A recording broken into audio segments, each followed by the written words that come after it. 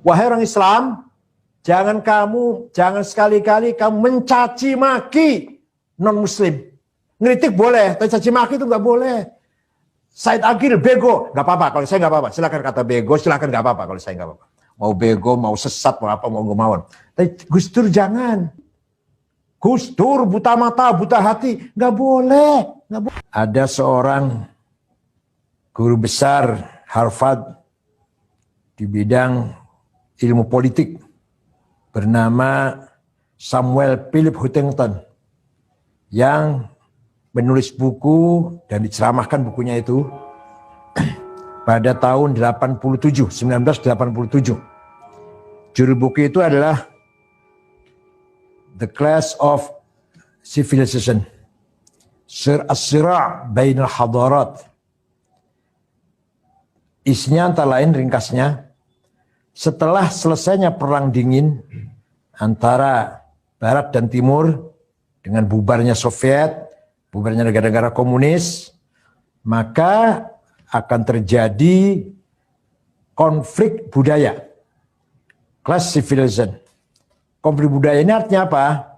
Artinya akan terjadi peperangan bukan karena politik, bukan karena ekonomi, tapi karena suku dan agama dan budaya. Ini ramalan prediksi tahun 87. Nah, apakah yang di Timur Tengah terjadi sekarang ini apa memang terjadi secara alamiah atau direkayasa agar prediksinya si Huntington itu terbukti? Ya itulah, mari kita lihat. Tapi saya cenderung itu semuanya supaya membuktikan bahwa prediksinya Huntington itu benar, terbukti di Timur Tengah terjadi Ar-Rabi' al-Arabi, Arab Spring, Arab yang bangkit, yang dimulai dari Tunis, kemudian presidennya sampai lari, Zainuddin bin Ali, kemudian merambah ke Mesir, Presiden Hosni Mubarak terguling, kemudian ke Libya, Presiden Muammar Gaddafi terbunuh di gorong-gorong got, dan sekarang masih terjadi Suriah, masih terus berkecamuk, kemudian lahirlah ISIS, lahirlah dan seterusnya, konflik di Yaman, konflik di Irak, di Afghanistan.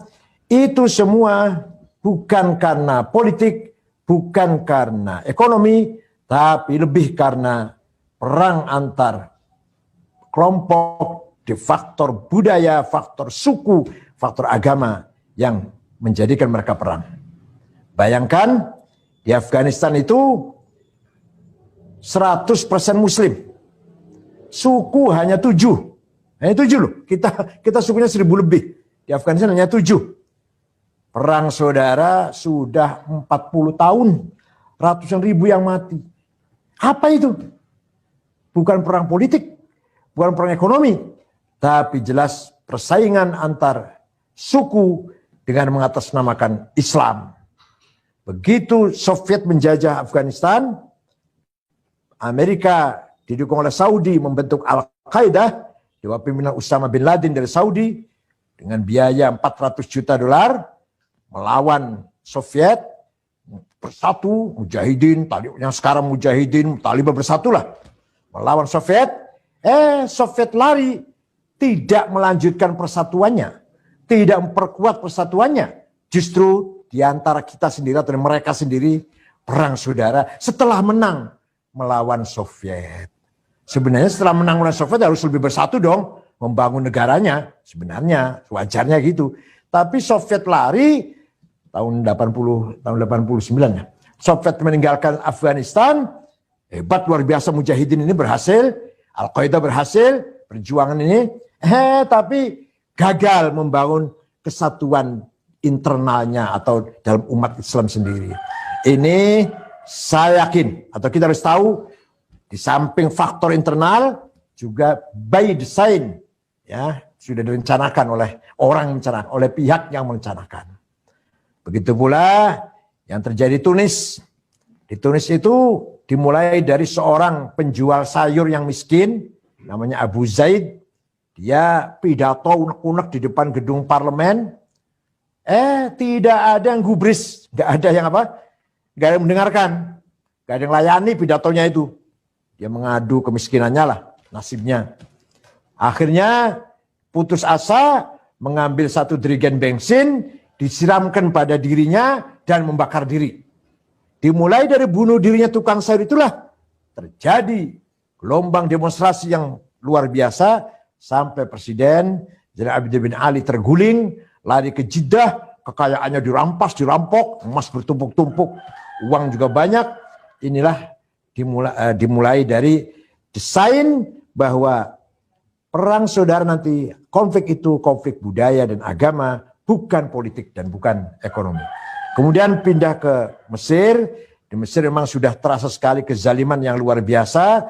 Maka demo besar-besaran, Husni Mubarak terguling, pindah ke Libya dan seterusnya. Ini apa artinya? Artinya bahwa di Timur Tengah antara budaya dan agama belum harmonis. Antara pemahaman agama dan pemahaman budaya belum menyatu, belum harmonis. Agama seakan-akan sendiri, budaya sendiri. Agama memang dari langit. Agama itu ilahiyah, samawiyah, muqaddasah. Bersifat Allah dari langit, sakral, suci. Isinya dua, akidah dan syariah. Teologi, rukun iman, dan ritual ibadat syariah. Kalau budaya, itu kreativitas, kecerdasan, kemajuan, capaian manusia yang bersifat insaniyah, waqi'iyah, ijtihadiyah, kreativitas. Nah, dua hal ini antara agama yang bersifat doktrin atau bersifat ta'alim, ilahiyah, samawiyah dengan ijtihadiyah insaniyah di Timur Tengah belum harmonis. Masih bertentangan, masih saling menunjukkan eksistensinya. Oleh karena itu, para pejuang muslim, yang besar-besar ya, bukan yang kecil ini, para pejuang muslim, tokoh-tokoh pejuang muslim besar, Said Qutb, Hasan Banna, Yusuf Qaradawi, Wahbah Zuhaili, Muhammad Ghazali, Said Hawa, Hasan Turabi, beliau-beliau adalah pejuang muslim, tapi tidak nasionalis. Hum mujahidun muslimun, walaysu biqaumiyin wataniyin. Yang pejuang nasionalis, Saddam Hussein, Hafid Asad, Jamal Nasir, Habibur Ghaibah, Muammar Gaddafi, Hawari Boumediene, Shadli bin Jadid, Ja'far Numeri. Beliau-beliau ini adalah pejuang nasionalis, melawan penjajah. Tapi bukan pejuang Islam. Bukan aktivis Islam. Nah, betapa bedanya dengan keadaan di kita Indonesia ini. Alhamdulillah, di Indonesia ini, Kiai Hasyim Asy'ari, Muslim 100%, mujahid Muslim 100%, juga mujahid watoni, mujahid qaumi, mujahid nasionalis 100%. Muhammadiyah Ahmad Dahlan sama, Muslim 100%, nasionalis 100%. Kiai Agus Salim, Syarikat Islam sama, Muslim 100%, nasionalis 100%. Kiai Sanusi Abdul Halim, pendiri PUI, Maulana Zainuddin, pendiri NW, Matra Anwar, semuanya itu ormas-ormas yang dipimpin oleh ulama dengan suhuddin dan ruhul wataniyah. Jadi harmoni hubungan antara agama, pemahaman agama dan semangat nasionalis sudah harmonis, sudah mapan, sudah enak gitu loh, sudah mapan.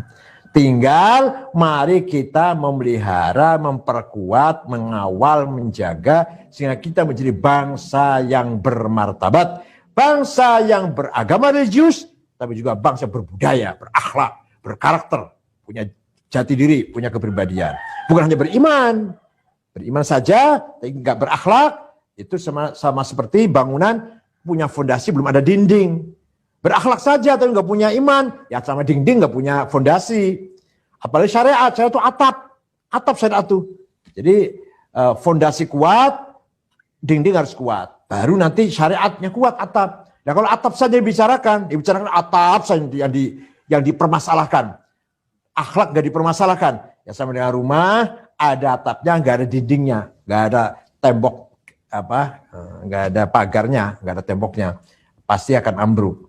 Oleh karena itu, Syauqi mengatakan, wa innamal umamul akhlaqu ma baqiyat fa inhumu dhahabat akhlaquhum dhahabu. Martabat bangsa sebuah umat adalah akhlaknya, budayanya, karakternya. Coba, mohon maaf, bukan bicara tauhidnya, bukan tuh. Syauqi tidak mengatakan martabat umat tergantung tauhidnya, akidahnya. Kalau akidahnya baik, maka martabatnya akan baik. Kalau akidahnya jelek, akan hancur. Enggak tuh. Akhlaknya, budayanya. Ternyata benar. Banyak bangsa yang teologinya menurut kita tidak benar. Eropa atau Jepang atau Korea, teologinya tidak benar, akidahnya enggak benar. Mereka maju, mereka luar biasa, mereka bermartabat, dihormati semua pihak. Kenapa? Berhasil mempertahankan budayanya, karakternya, kepribadiannya. Ya, ini kita harus kita perhatikan. Iman kita betul, sudah nggak salah nggak. Iman kita, imannya orang Arab, imannya orang Mekah, orang Saudi, orang Mesir, benar akidahnya. Syariatnya benar, sholat 5 waktu, puasa Ramadan, haji umrah ke Mekah, zakat, udah selesai. Tapi yang sedang hancur kita adalah budaya kita, akhlak kita, jati diri kita, kepribadian kita. Nah, belakangan ini tahun 2020 memang tahun yang sangat prihatin karena seakan-akan kita setback, mundur ke belakang. Seakan-akan kita menjadi bangsa yang mundur lagi. Masih mempersoalkan perbedaan agama, perbedaan suku, yang mulai muncul lagi, pada itu sudah selesai padahal. Sejak founding fathers kita. Ki Hasyim Asy'ari mengatakan, Indonesia Darussalam tahun 36. Tahun 36 sebelum merdeka, Ki Hasyim Asy'ari mengatakan Indonesia Darussalam, negara yang damai, negara yang aman, antar agama selesai, antar suku nggak ada masalah. Bukan negara agama, negara Darussalam, bukan Darusislam, bukan.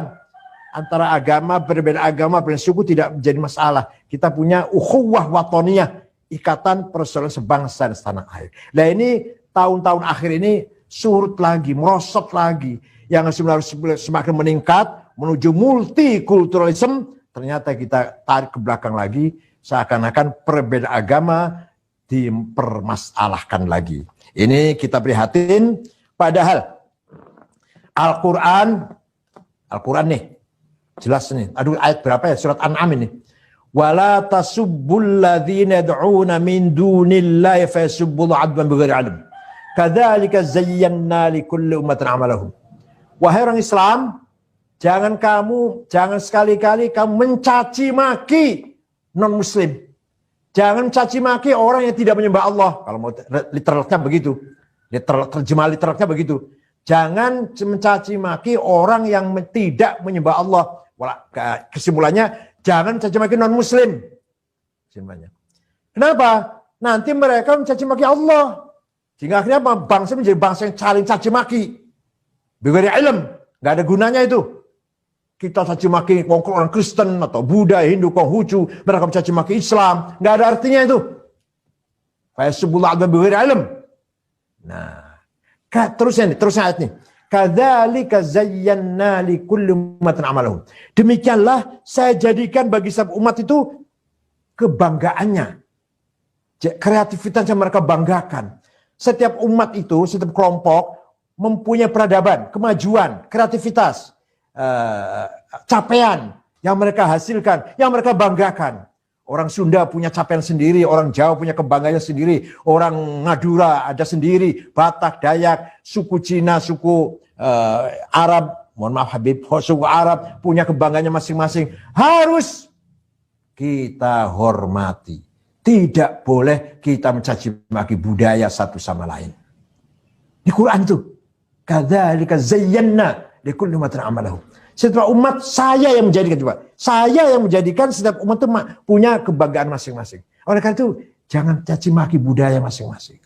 Itu selain non muslim. Apalagi sesama muslim, apalagi ya Allah.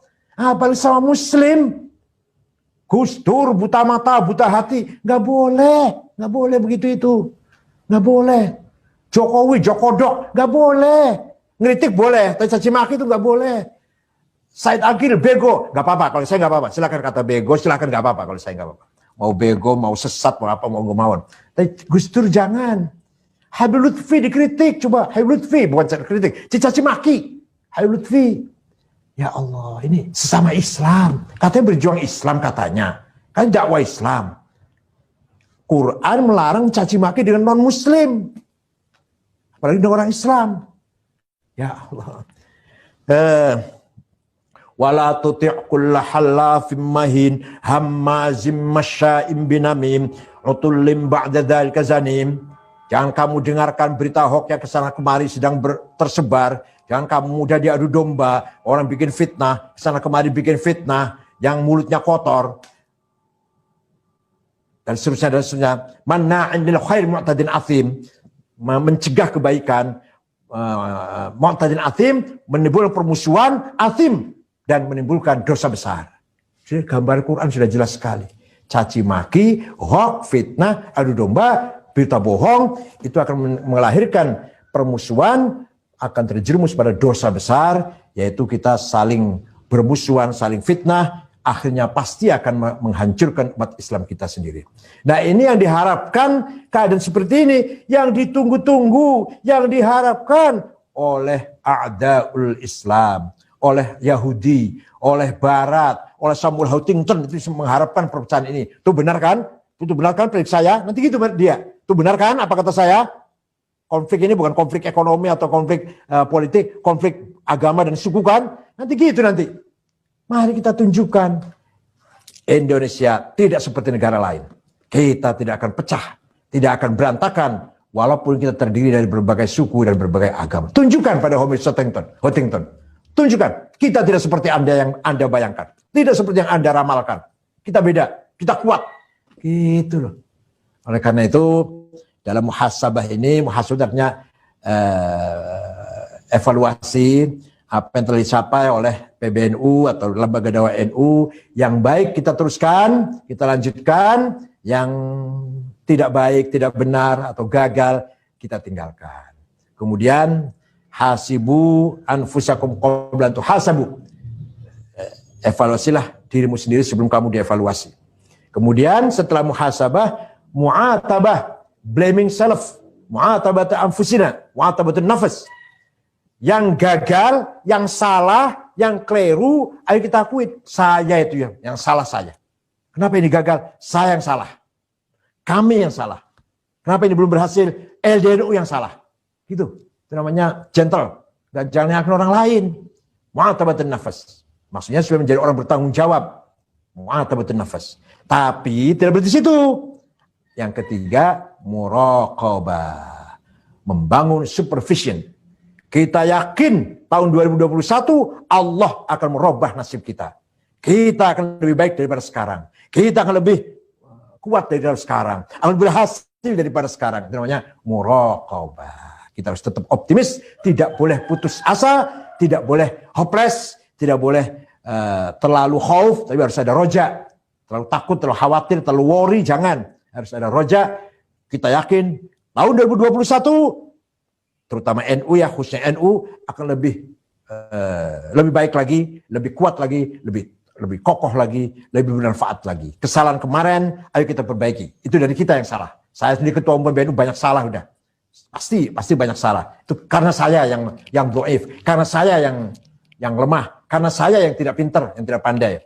Tapi ke depan, mari kita perbaiki bersama-sama. Itu namanya muraqabah. Maka sekali lagi pertemuan ini dimulai dari muhasabah, mu'atabah, muraqabah. Selamat kepada LDNU dalam acara ini. Semoga bermanfaat. Syukran. Wa ya'khudhu bi aydikum min fi shalah wal khair, yahfadhukum min ahati wal afat wal mahad wal fitan wal amrad wal asqam wal ham wal gham wat ta'un wal bala wasyada'id wal zalazil wa huwa al fikrakum at-tariq. Wassalamu alaikum warahmatullahi wabarakatuh.